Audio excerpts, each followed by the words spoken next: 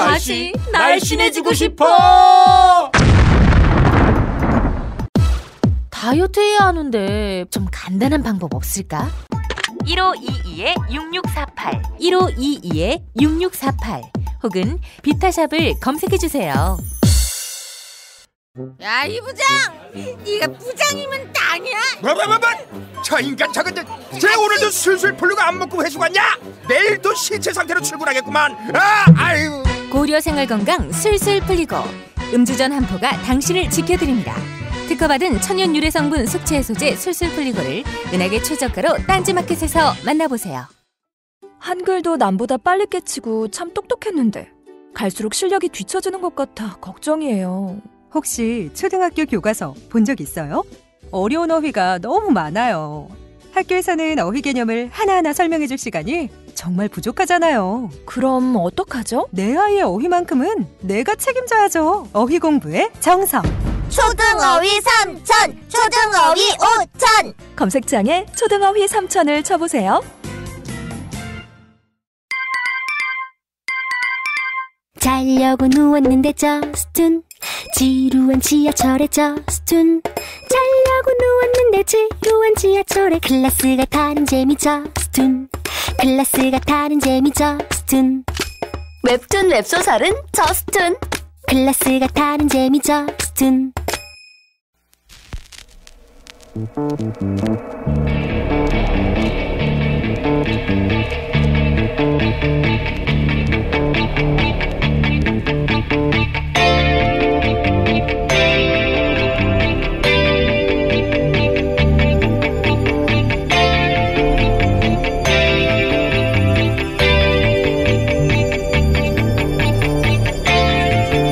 안녕하세요, 김호준입니다.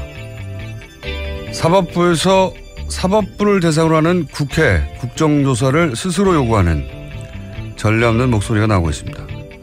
법관들의 정치 성향을 분류한 법관 블랙리스트의 존재 여부에 대해 전국 법관 대표회의에서 84%의 법관들이 추가적인 조사에 찬성했음에도 양승태 대법원장이 소불 바로잡자고 소를 죽이겠냐며 추가 조사를 거부했고, 이에 더 이상 사법부 자체 조사만으로는 진실을 밝힐 수 없다고 일선 법관들이 입법부에 이 사안의 진상을 조사해달라고 제안하자는 이야기가 나오게 된 겁니다.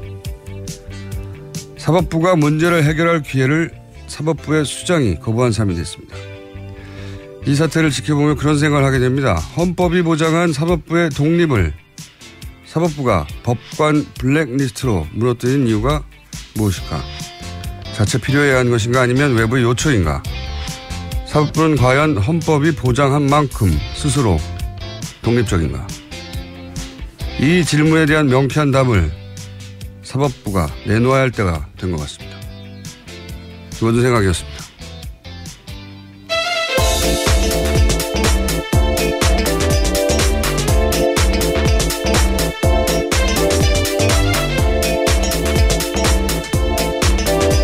시사인의 김은지입니다.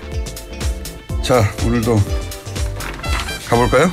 네. 오늘만 하면 이제 또 주말이죠. 일주일이 가네요. 시간이 참 빠릅니다. 벌써 7월이고.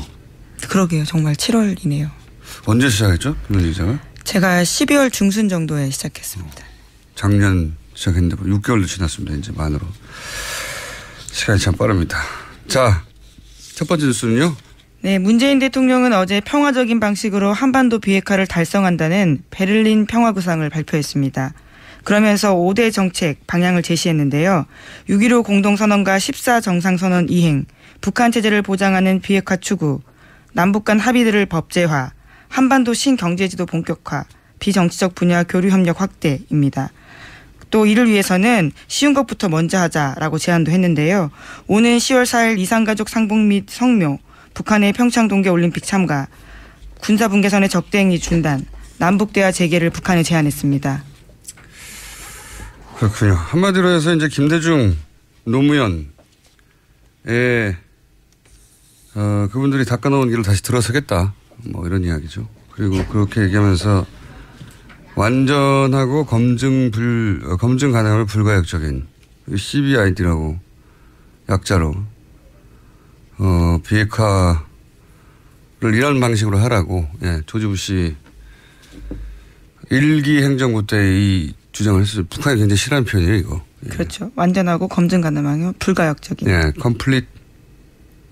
영어 하시는 건가요? CVID요. verifiable, irreversible. 생각 안 하면 큰일 날 뻔했습니다. 북한은 싫어하는 표현입니다. 이게. 왜냐면은 이건 패전국에나 요구하는 거다. 디스멘트먼트 마지막에 D. 생각 안 나, 조금 이따 생각났어요. 자, 근데 우리 대통령들이 이렇게 꼭 베를린 가서 대북 선언을 하는 이유가 있어요. 이제 김대중 대통령 때 베를린 자유대학 가가지고 베를린 선언을 했는데 그게 굉장히 큰 반향을 불러일으켰거든요. 사실 그러고 나서 이제 노벨 평화상으로도 이어지고 남북 정상회담. 이제 독일이 평화적으로 통일을 했다는 상징성 때문에 이제 여기 가서 하는 거죠. 계속 그 이후에 대통령들도. 네, 박근혜 전 대통령도 드레스덴 구상이라고 해서 드레스덴 가서 발표한 적이 있습니다. 독일에 가가지고. 물론 최순실 씨가 써줬다라는 것도 결국 이후에 통일 대박이 거기서 나온 거죠. 네. 곧 북한이 붕괴될 것이라고 생각하고 했다는 말들이 있죠. 이게 뭐 아무도 궁금해하지 않는 건데 저는 이런 디테일이 궁금해가지고 여기 이게 어디서 했느냐. 베를린 자유대학에서 김대중 대통령이 했는데 이번에는 퀘르버 재단에서 했어요. 네, 재단. 그렇죠. 재단 초청 연설이었습니다. 이게 이제 형식은 초청이지만 시진핑 주석이 거기 갔을 때도 거기서 했거든요. 3년 전 난징 대학설 일본에 했다고 아주 크게 그 국제면을 장식했는데 우리나라에서 별로 보도 안 됐어요. 그러면서 센카쿠 열도하고 영토 분쟁이 생기면 전쟁도 불사하겠다. 일본하고 굉장히 싼 발언이죠. 그것도 여기서 했는데 여기가 이제 미국에서도 CSIS에서 했잖아요. 연설을. 거기가 외교안보 전문 재단인데 독일에서 외교안보 전문 재단이에요. 거기는 싱크탱크 여긴 재단. 근데 좀 저는 이런 게 궁금하거든요. 다른 데서는 이런 걸 안 궁금해하나 몰라. 독일 정치권하고 아주 관계가 깊어요. 이 정치인들이 그 위원으로도 참석하고 그리고 어떤 행사는 대통령이 직접 주관하고 굉장히 관계가 깊은데 그래서 이제 시진핑도 문재인 대통령도 여기서 연설을 하고 메르켈 총리가 중국에 갔을 때도 이 재단이 주관하는 자리에서 연설도 했던 정치권과 아주 관계가 깊은데 재밌는 게 이 재단 소유주가 캐르브 에이지라고 사기업이에요. 사기업. 근데 이 그룹 중에 담배 많은 기계를 생산하는 회사가 있습니다. 이름은 제가 까먹었는데. 근데 WTO에서 이런 건강 관련 정책을 내는 재단을 담배 많은 회사가 소유하고 있다는 게 말이 되느냐 이렇게 문제 제기를 한 적이 있어요. 재밌죠? 중요하진 않은데 아무도 궁금해하지 않는 것 같은데 저는 이런 디테일의 재미를 느껴서 잠깐 짚어봤습니다. 자, 다음 뉴스는요?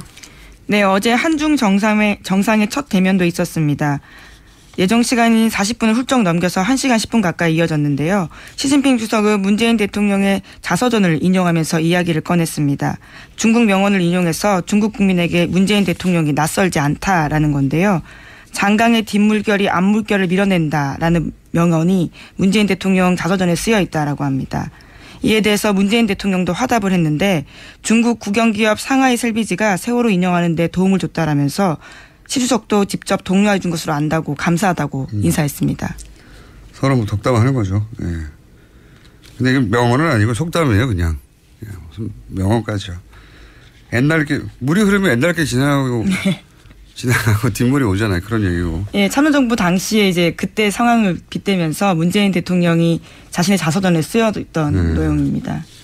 이 다음 문구가 진짜 유명하죠. 화모 11홍. 이 문장 다음에 화모 11홍이거든요. 그냥 속담입니다. 명언까지요. 서로 아이스 브레이킹을 이렇게 했다는 거고요. 그래서 주고받은 이야기는요. 예, 두 정상은 사드를 회담의 의제 테이블에 올려놓으면서도 사드를 직접 언급하는 것은 피했습니다.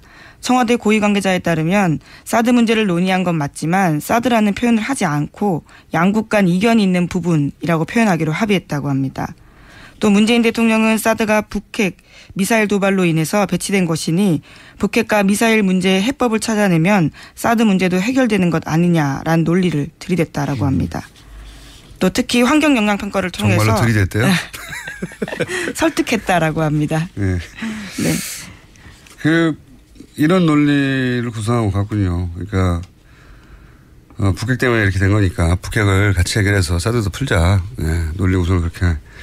이게 뭐 쉽게 먹히진 않겠죠. 네. 사드가 북핵 때문이냐. 실제로는 그게 아니지 않냐. 전략적인 이 동북아에서 미국이 중국을 견제하기 위한 전략 수단 아니냐. 뭐 이런 얘기를 당연히 그쪽에서는 하겠죠. 어쨌든 우리 논리 구성, 그 말이 맞다 하더라도 우리 논리 구성은 이렇게 했다. 이런 얘기구나. 네요. 네. 네, 또 시간을 벌자라는 식의 이야기도 한 건데요. 환경 영향 평가를 통해서 사드 배치의 절차적 정당성을 확보하는 동시에 그 시간 동안 북핵 미사일 문제 해법을 찾아내자라는 논리를 제시했다고 합니다. 미국에는 절차적 정당성이 필요하지 않느냐 민주적 정부에서는 이런 얘기를 했고 그러면 자연스럽게 시간이 그 시간만큼 저절로 확보되는 거니까 그 시간 동안 북핵 문제를 좀 해결해 보자. 이런 논리 구성으로 만났군요. 예. 이게 뭐 쉽게 끝날 이야기는 아니고 그렇게 이야기가 시작됐다고 합니다. 자, 다음 뉴스는요. 네, 앙겔라 메르켈 독일 총리와 문재인 대통령이 만나기도 했는데요. 메르켈 총리는 문재인 대통령에게 이런 질문했습니다.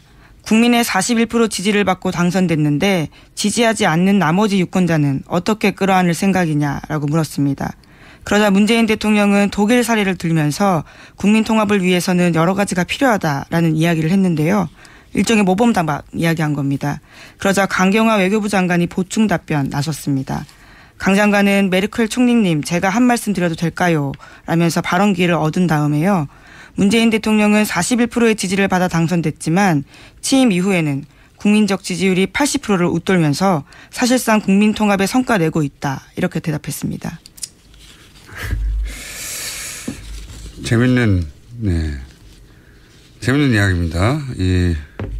이걸 이제 도발적 질문으로 아마도 강 장관도 그리고 이걸 보도한 기자도 그래서 제목도 이제 도발적인 제목이 아니라 도발적인 질문을 했다고 표현했는데 저는 이게 도발적인 게 아니고 실제로 궁금한 거라고 봐요. 강경화 장관은 이제 41%인데 나머지는 어떻게 할래? 이런 도발로 보고 무슨 소리냐. 80%는 이미 통합됐어. 라고 이제 수행하는 장관으로서 대통령 자존심을 세워준 건데 저는 이건 통역 과정에서의 어떤 뉘앙스 때문에도 이런 일이 있었을 것 같아요. 저는 궁금함으로 보는 이유가 뭐냐면 메르켈 총리가 이끄는 기민당, 기사당 연합 지지율이 30%대예요. 항상. 예. 민주당은 50%대고. 메르켈 본인 지지도 40%대예요. 예. 좀 이렇게 떨어지면 30대 후반, 높아지면 40대 중후반. 그러니까 다른 나라 정상을 도발할 정도의 지지율이 스스로 못 돼요. 예, 상황적으로. 오히려 이제 독일은 일당이 휩쓰는 구조가 안 된단 말이죠. 예. 항상 이 정도 지지율에서 왔다 갔다 하는데 우파 정당이죠. 중도 우파, 뭐 중도 우파라고 해봐야 우리나라 진보 정당보다 더 진보적인데 어쨌든 그래서 연립을 하고 연정을 하면서 항상 고민이 그거거든요. 나머지 정당 지지자를 어떻게 포섭할 것인가 항상 고민일 수밖에 없는 정치 구조인데 그래서 이제 실제로 저는 물어본 거라고 봐요. 예. 당선은 그렇게 했는데 나머지는 어떻게 포섭하냐. 정상 대 정상으로 궁금한 거죠. 예. 저는 그렇게 봅니다. 예. 이거를 도발할 이유가 없다. 도발로 해석했는데 중간에 통역한 분이 이제 그냥 드라이하게 전달하면서 그거를 받아들이는 사람 쪽에서 이렇게 받아들이는 게 아닐까. 저는 그렇게 생각이 들어서 혹시 나중에 통역한 분에게 그 뉘앙스를 정확히 물어서 나중에 메르켈 총리하고 단독 정상회담을 한다. 그럼 저는 이 주제를 굉장히 재밌게 할 거라고 봅니다. 허심탄회하게. 저는 좀 다르게 봅니다. 도발이 아니고. 저는 그렇게 해석한다는 거요. 그게 맞죠. 앞뒤를 잘 생각해 보면 왔는데 41%인데 나머지 어떻게 할 거야? 도발할 의미가 뭐 있습니까? 자기도 그러니까 안 되는데. 자, 다음 주는요. 네, 두 사람 만나는 자리 바깥에서 교민들이 기다리고 있었는데요. 문재인 대통령이 거기 나가서 담장 사이로 교민들과 일일이 악수했습니다. 메르켈 총리도 문재인 대통령 옆에서 100여 미터를 함께 걸으면서 교민들과 인사했는데요.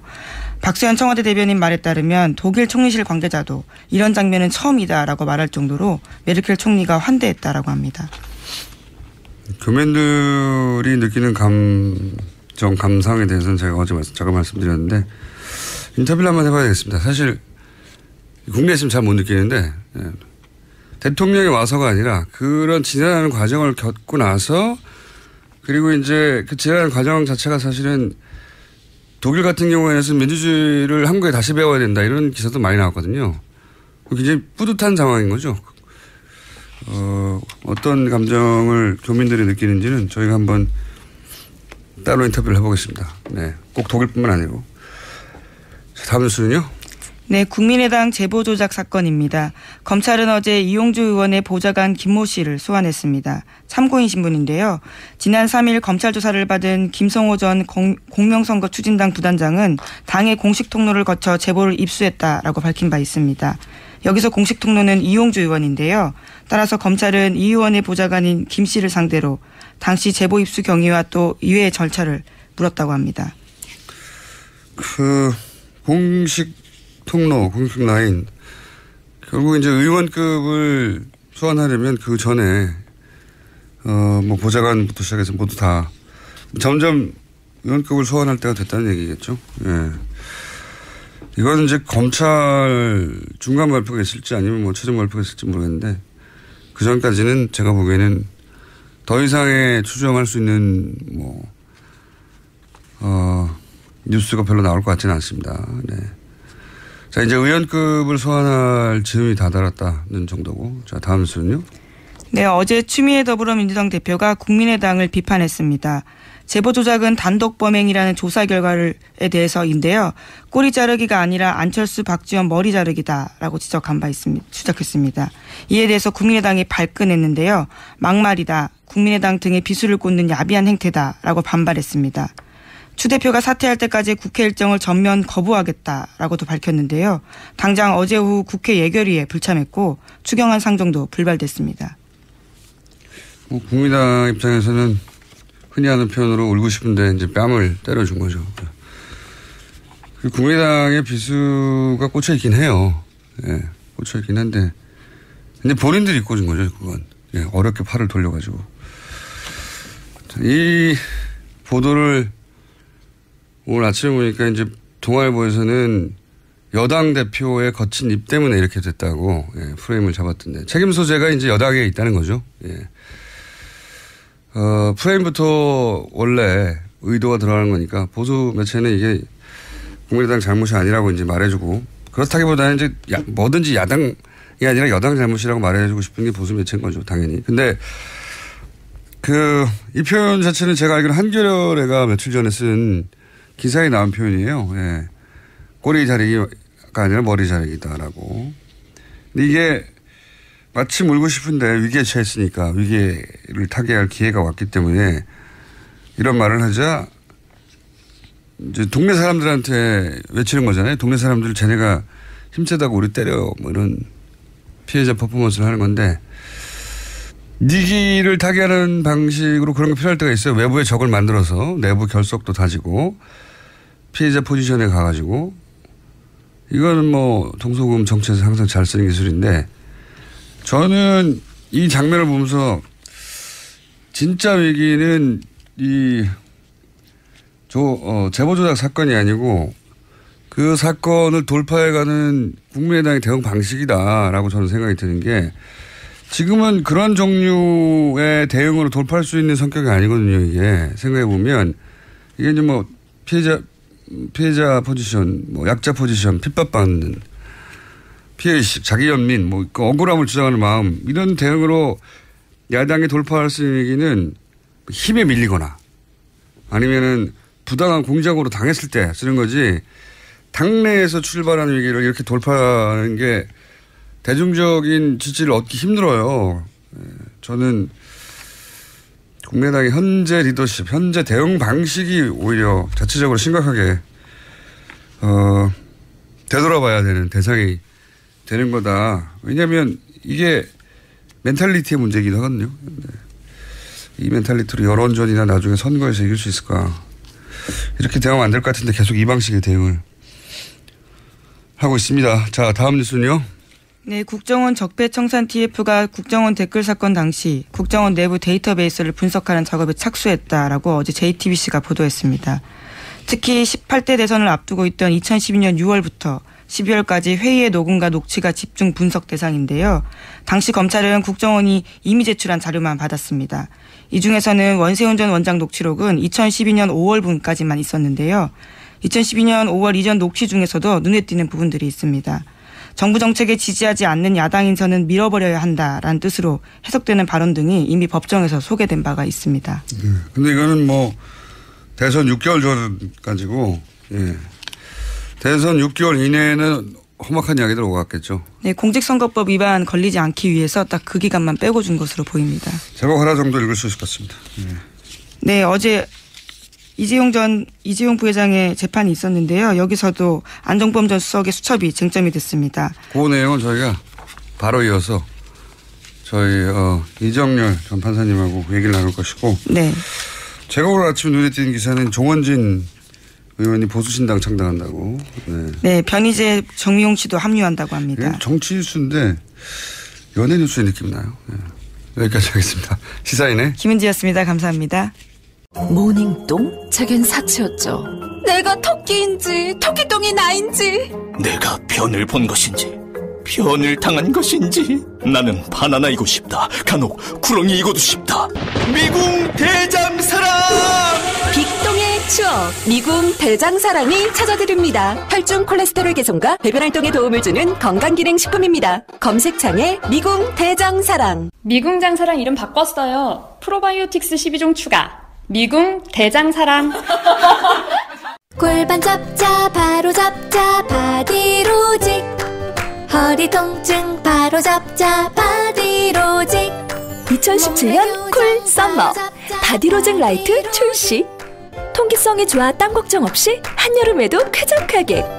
입은 듯 안 입은 듯 가벼움의 신축성은 그대로. 자세가 좋아지는 골반 교정 타이즈 바디로직.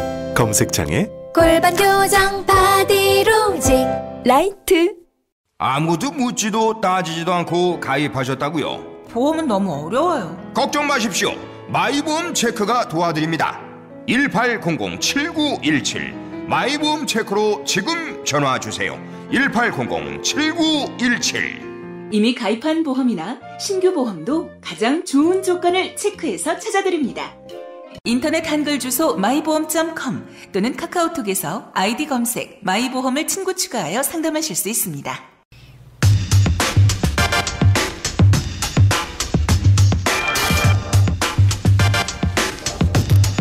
박근혜 전 대통령과 이재용 삼성 부회장의 뇌물죄 핵심 증거 중에 하나로 안종범 수척이 재판부에 의해 직접 증거로는 인정할 수 없다고 어제 공판에서 정해졌죠. 자, 이 사안을 어떻게 이해해야 하는지 이정열 전 부장판사 연결해서 이야기 나눠보겠습니다. 안녕하세요, 판사님. 네, 안녕하세요. 이게 이제 법률 용어다 보니까 네. 그리고 이 기사를 굉장히 많은 기사가 커버가 됐는데 이 기사를 쓰는 기자의 단어 선택에 따라서 확 달라집니다. 네. 지금 이제 야 이거 증거로 이제 채택이 안 됐으니까 큰일 났네 하는 쪽과 그렇죠. 굉장히 드라이하게 정황 증거로 채택이 됐다 하는 정도. 네. 네. 이게 무슨 말이야 해석이 안 되는 기사. 근데 이제 국민들이 이재용 삼성 부회장 같은 경우에는 강력한 막강한 변호인단이 명백한 것도 자꾸 명백한 것이 아닌 것이냐 그렇게 해나가고 있다는 그런 이미지가 있기 때문에 걱정을 하는 거죠 지금. 네, 그렇죠. 네, 그런 걱정인 상황입니다. 그래서 네. 우선 이 정황 증거로만 채택이 됐다는 게 무슨 의미인지를 좀 설명해 주십시오. 일단 정황 증거는 간접 증거의 일종인데요. 말씀하신 대로 이 법률 용어라 최대한 하여튼 좀 쉽게 좀 얘기해 보겠습니다. 아주 자세히 알고 싶지는 않고 그냥 그런 거구나. 예. 예. 그러니까 이제 직접 증거의 반대죠. 간접 증거는. 직접 증거는 말 그대로 이제 직접적으로 그 혐의 사실을 인정할 수 있는 증거고 간접 증거는 직접적인 건 아니지만 간접적인 뭐 이런 건데 예를 들어 이런 겁니다. 뭐 그건 너무 뻔한. 네. 그렇죠. 그러니까 예를 들어서 뇌물. 이제 뇌물죄다 하면 이제 돈 준 사람이 나 줬어 이렇게 얘기하는 경우. 그렇죠. 그 직접 증거죠. 예. 그 다음에 이제 받은 사람이 받았다고 자백하는 경우. 그 직접 증거죠. 당사자들이 직접 말할 경우. 예. 예, 그렇죠. 그런데 이제 간접 증거는 뭐 예를 들어서 뇌물을 현금으로 줬는데 그 뇌물을 줬다는 일시 부분에 뭐 1시간 전쯤에 금융기관에서 뇌물 액수랑 같은 돈이 인출됐다는 금융자료. 이건 이제 직접 증거는 아니죠. 그것만 가지고 뇌물을 줬다고 할 수는 없지만. 돈만 나온 거니까 그거는. 예. 그렇죠. 예, 뭐 살인 같으면 뭐 살인자의 지문이 찍힌 칼 뭐 이런 건 직접 증거지만 뭐 살인 현장 부근에서 배회했다는 뭐 CCTV 영상 이런 거는 간접 증거가 되는 거죠. 그렇군요. 예, 그런 이해했습니다. 예. 이해했는데 그러면은 이제 지금 재판부가 이 종범실록이라고 우리가 부르는 그 안종범 전 수석의 수첩을 간접 증거로 채택했다는 것은 어떤 의미입니까? 정황 증거로 채택했다는 것은 법률적으로 어떤 의미입니까? 일단 그 내용을 볼 필요가 있는데요. 지금 종범실록이라고 하셨으니까 그렇게 명칭을 하면 예. 거기에 기재된 내용은 뭐냐면 안종범 전 수석이 박근혜 피고인한테서 전화라든가 뭐 회의 시간에 얘기한 것을 적었다는 거잖아요. 그렇죠. 그럼 엄밀하게 말하면 이거는 이제 안종범 전 수석이 쓰기는 했지만 안종범의 진술 내용이 아니고 네. 박근혜 피고인의 진술 내용인 거죠. 그러니까요. 제가 말하고 싶은 건 그 대목인데. 그렇죠. 그러면은 박근혜 피고인의 진술 내용이니까 이거는 이제 형사소송법상 어떤 효력을 가지냐면 어떤 사람의 진술 내용이 기재된 문서는 그 진술을 한 사람이 이거 내가 한 진술이 맞다. 라고 법정에서 그렇게 선서하고 증언을 해야 이 증거 능력이 있고 효력이 있어요. 그러니까 지금 이 안종범 그 전 수석 안종범 피고인의 수첩 이 종범실록은 엄밀하게 말하면 다시 말씀드리지만 안종범의 진술 내용이 아니고 박근혜 피고인의 진술 내용이기 때문에 그걸 받아 적은 거 아닙니까? 그렇죠. 그렇죠. 그러니까 박근혜 피고인이 나와서 사실 증언을 해야 되는 거예요. 이거는 내가 말한 말을 받아 적은 게 맞다. 그렇죠. 내가 이렇게 말한 사실이 있다. 예, 그러니까 이 부분에 관해서는 사실 엄밀하게 말하면은 이게 증거가 될 수 있는 상태는 아닌 거죠. 아직은. 예, 그런데 이게 이제 주의 깊게 봐야 될 부분은 뭐냐면 사실 이게 증거가 된다 안 된다라는 문제를 이제 증거 능력의 문제라고 하는데 증거 능력이 있어야만 증거로 채택을 할 수 있거든요. 네네. 예, 근데 그 증거 채택은 언제 하냐면 재판 진행 과정에서 해요. 중간에. 이거 채택한다, 안 한다, 이거 증거 능력이 없으니까 채택 못 한다, 뭐 이런 식으로. 그런데 이제 우리가 알고 있는 그 증거로서의 가치, 이거는 이제 증명력이라고 하는데, 증거 능력이 아니고, 엄밀하게 말하면 증거 능력은 증거가 될 수 있는 가치 뭐 이런 걸 말하고, 증명력은 얼마나 믿을 수 있냐, 이 증거를. 그러니까 뭐, 이번 사건 같으면은, 이 종범실록 가지고 뇌물 수수했다는 공소사실을 인정할 수 있다, 없다, 이런 얘기인 거죠. 그러니까 증거 능력이라는 말은 오히려 증거 자격이고, 예. 실제로 우리가 이제 일상적으로 그게 증거를 믿을 만한 그런 증거 능력을 갖췄나 할 때는 이걸 증명력이라고 하는 거군요. 예. 그렇죠. 예. 신빙성 있는 증거, 증명력이라고 하는데 이 증명력은 용어를 잘못 만드셨네. 법률가들이. 예. 이게 어쨌든 일본 거에서 온 거라. 하여튼 그래서 이 증명력은 어떻게 판단을 하냐면 가치를 부여하냐면 이 재판 진행 중에 하는 게 아니고요. 변론 종결하고 심리 종결하고 나서 이제 모든 것을 증거를 종합해가지고 판단해서 판결문에 나오는 겁니다. 그러면 제가 이해한 대로 좀 정리해 볼게요. 지금은 박근혜 전 대통령이 내가 한 말이라고 하지 않았기 때문에 아직은 증거 능력, 증거로서의 자격을 갖추지 못한 상태고. 그렇죠. 이것이 믿을만하냐 믿을만하지 않냐는 재판을 해보고 결정한다. 그렇죠. 그런 상태다. 예. 그러면 정황 증거로만 인정한다는 거는 그 중간에서 어떤 의미입니까? 나중에 증거력이 있는지 없는지 일단 두고 보겠다 이런 건가요? 그렇죠. 그거는 유보합니다. 어느 재판이나 그렇고요. 만약에 이게 법정에서 이거 증명력이 있네요라고 하는 순간 그 재판은 더 할 필요가 없어지는 재판이 되잖아요. 그렇죠. 그러니까 그 얘기는 절대로 안 합니다, 판사들이. 그거는 뭐 심증을 다 드러내는 거기 때문에. 정황 증거가 됐다는 것은 나쁘게 해석할 필요가 없는 상태인 거네요? 정확한 지적이십니다. 그러면은 이렇게 봐도 되겠네요. 그러니까 이제 일반의 인식이 삼성 이재용 부회장의 불리한 기사는 잘 안 나고 유리한 기사는 크게 보도된다. 이게 저는 경험칙으로, 제 개인적인 경험칙으로 어느 정도 사실에 부합한다고 생각하는데. 재벌들이 뭐 다들 이런 언론 매니지먼트를 하는데 이 분야에 삼성이 제일 강하죠. 근데 지금 말씀만으로는 이것이 박근혜 전 대통령 쪽에 불리하다, 유리하다, 혹은 이재용 부회장에게 유리하다, 불리하다고 판단할 내용이 아닌데 마치 이재용 부회장에게 매우 유리한 것처럼 해석된 문구로 차 있는 기사들이 나는 것은 오보죠. 오보인지 의도인지. 예, 왜냐면은 이런 게 있거든요.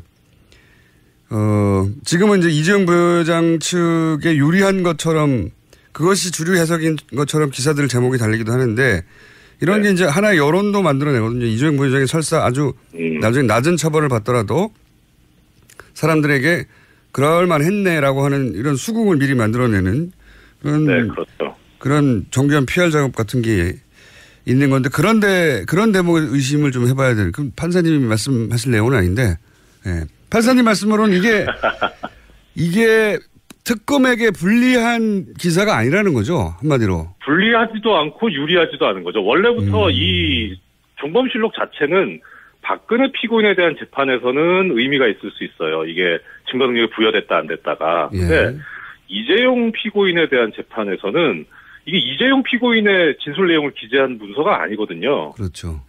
그러니까 이거는 어차피 원칙적으로 그 증거 능력이 인정될 수 있는 범위가 이런 수첩이 존재한다라는 증거물로서의 가치하고 그다음에 이게 작성된 경위가 박근혜 피고인이 얘기한 것을 안종범 피고인이 기재했다더라. 이 정도가 끝이에요, 사실은.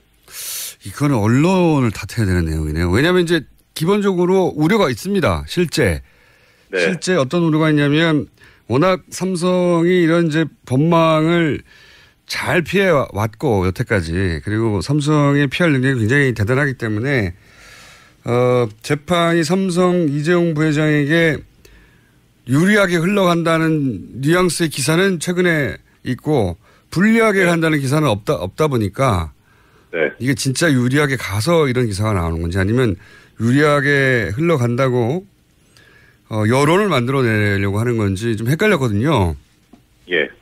그런데 뭐 법적으로만 보자면 유리하지도 않고 불리하지도 않고요. 뭐 또 하나 예를 들어드리자면 왜 그 말 해지 계약 해지했다고 그 합의서 있잖아요. 네, 제가 항상 말이 안 된다고 몇 번 주장했는데.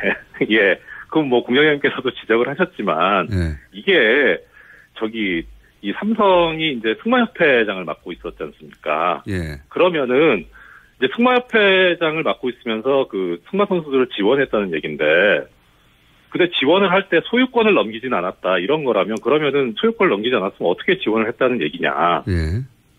뭐 임대차 했다는 거냐? 그렇죠, 빌려줬다는. 사용대차 그러니까 무상으로 빌려줬다는 거냐? 예. 이 부분에 관해서 아무 얘기를 안 하고 있고 그냥 소유권이 넘어가지 않은 거다라고 얘기를 하고 있거든요. 네네. 예, 그러면 지원을 하지 않았다던가 애시당초.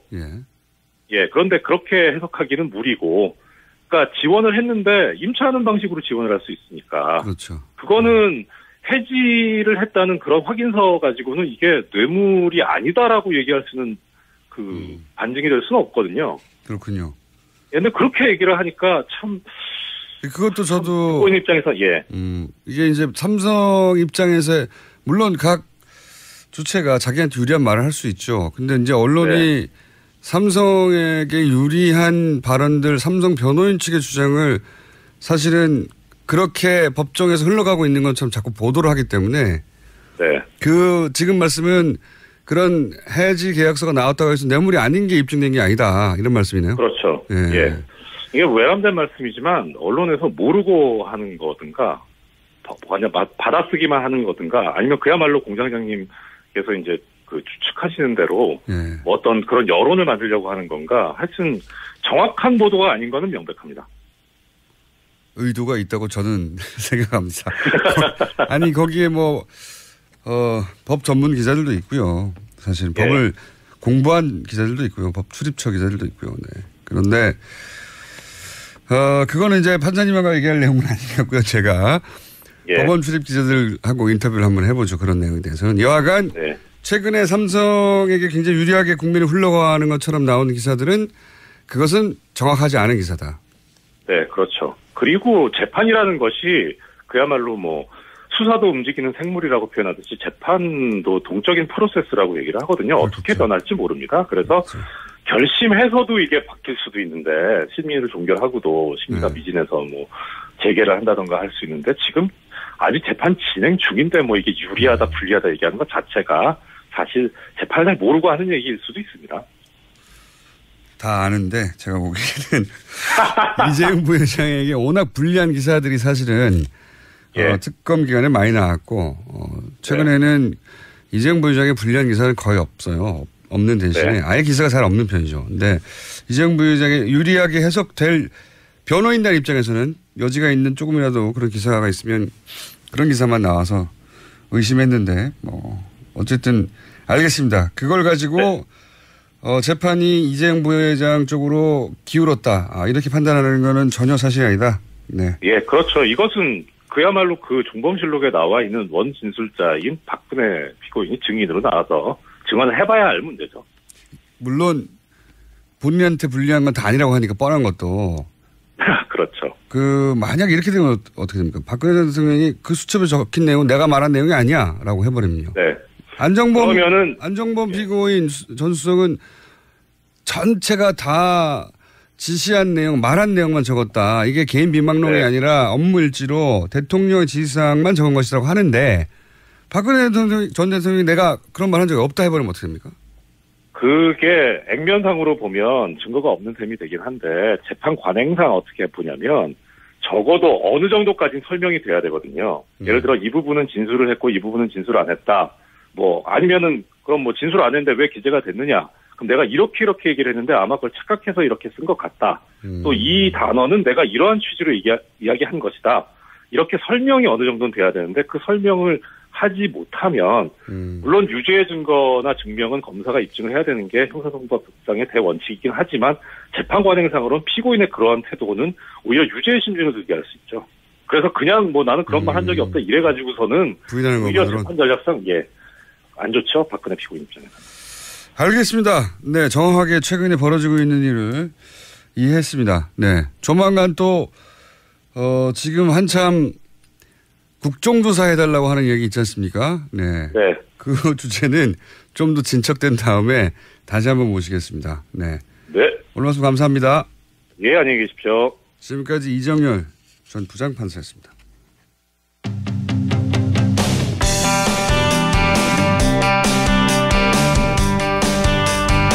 자, 어제 문재인 대통령이 신베를린 구상이라는 걸 내놨습니다. 이게 어떤 의미가 있는지 전문가 한번 짚어보겠습니다. 인제대 통일학부 진희관 교수님 연결됐습니다.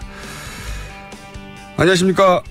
네, 안녕하세요. 진희관입니다. 예, 워낙 우리 전직 대통령 포함해서 독일 구상들이 많이 나와가지고요. 예. 네네.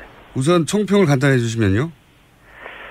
네, 과거 정부들도 말씀하신 대로 베를린 구상들을 발표해 왔었는데요. 대체로 정부 출범 한 2, 3년 차에 이제 선언을 했었거든요. 네.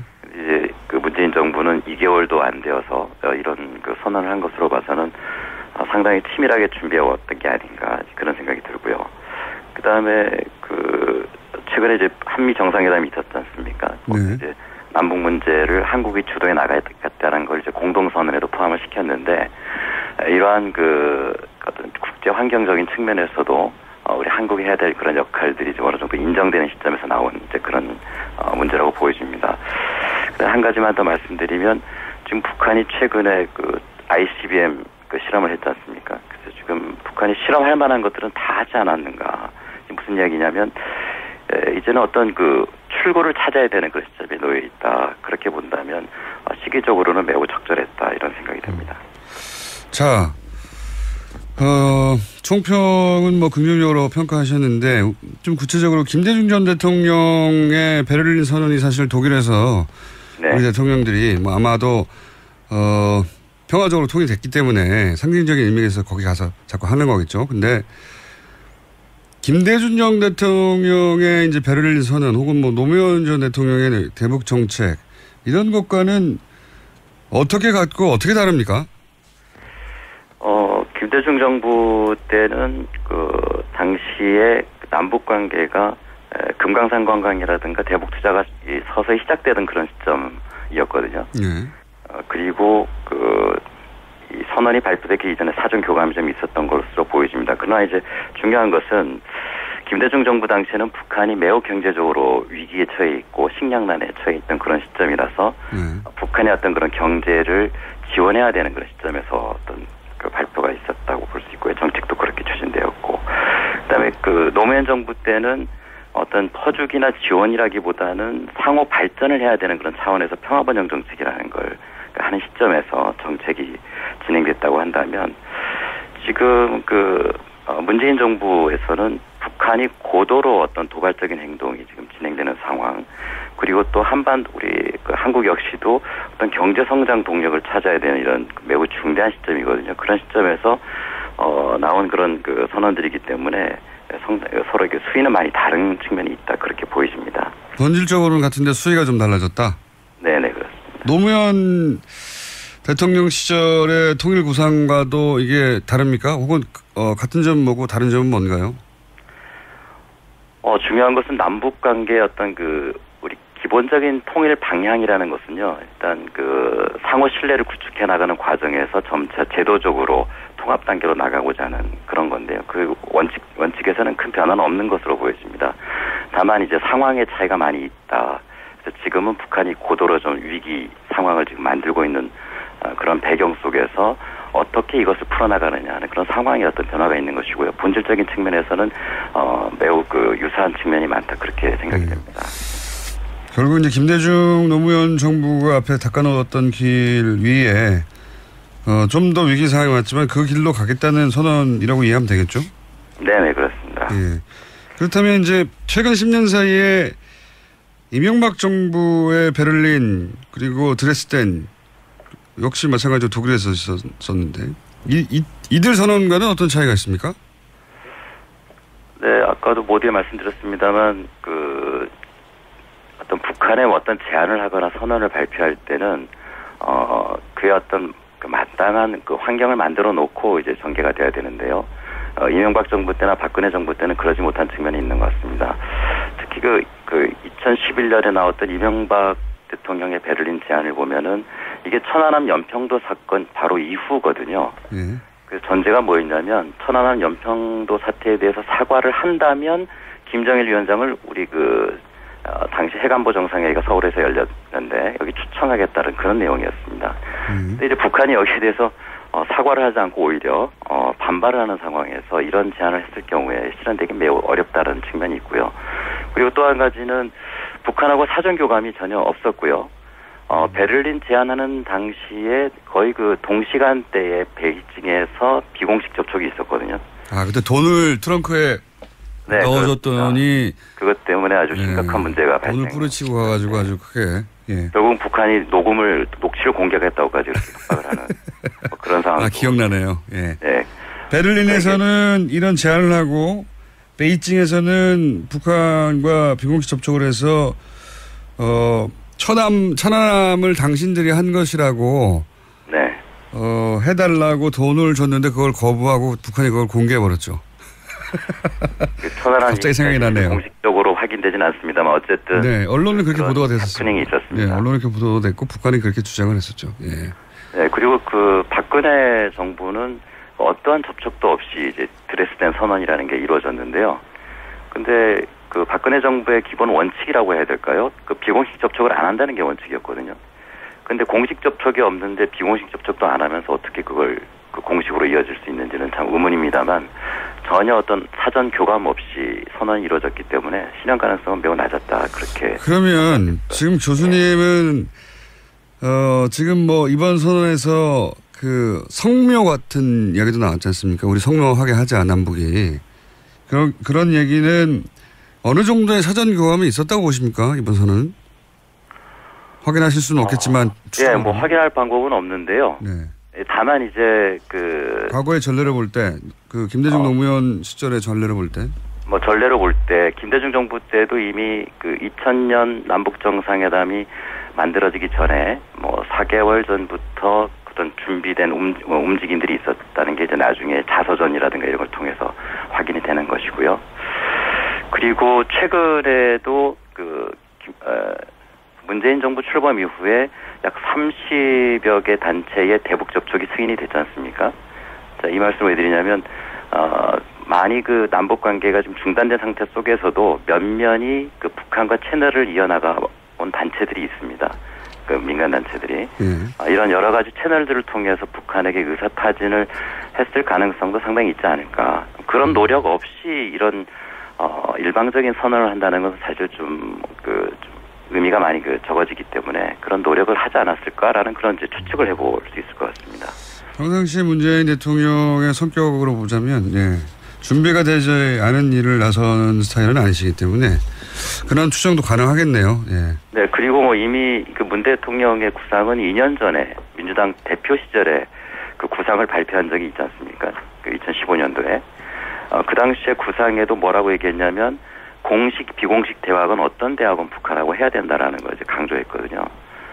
그것은 남북 관계를 풀어나가는 데 있어서 굉장히 중요한 어떤 방식이 될 것이다라고 보여지고 그렇게 본다면 아마 비공식적인 접촉을 하려는 노력을 하지 않으셨을까 이제 그런 판단이 좀 듭니다.